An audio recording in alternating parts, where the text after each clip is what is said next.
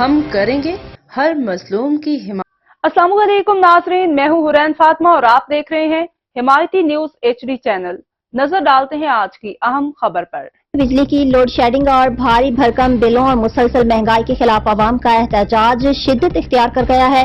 پاکستان مرکزی مسلم لیگ کا شدید احتجاجی مظاہرہ عوام کی بڑی تعداد میں شرکت، فی الفور ظالمانہ ٹیکسز اور بجلی کی قیمتوں اور پیٹرولیم مصنوعات کی قیمتوں میں کیا گیا اضافہ واپس لیا جائے۔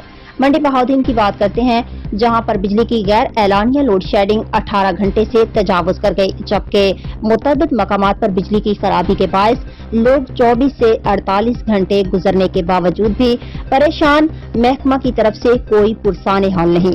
اس پر پاکستان مرکزی مسلم لیگ کے مرکزی رہنماؤں کی قیادت میں احتجاجی ریلی نکالی گئی، جس کی قیادت کرتے ہوئے چودھری محمد سرور چیئرمین خدمت خلق پاکستان اور حافظ نعیم جنرل سیکرٹری پاکستان مرکزی مسلم لیگ ضلع منڈی بہاؤدین کا کہنا تھا کہ IMF کے قرضوں میں جکڑا پاکستان اور موجودہ حکومت نے عوام کا بھرکس نکال کے رکھ دیا ہے۔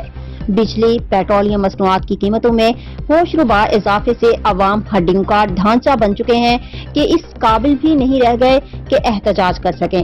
اب تک کے لیے اتنا ہی۔ مزید خبروں اور اپڈیٹ سے باخبر رہنے کے لیے دیکھتے رہیں حمایتی نیوز HD چینل۔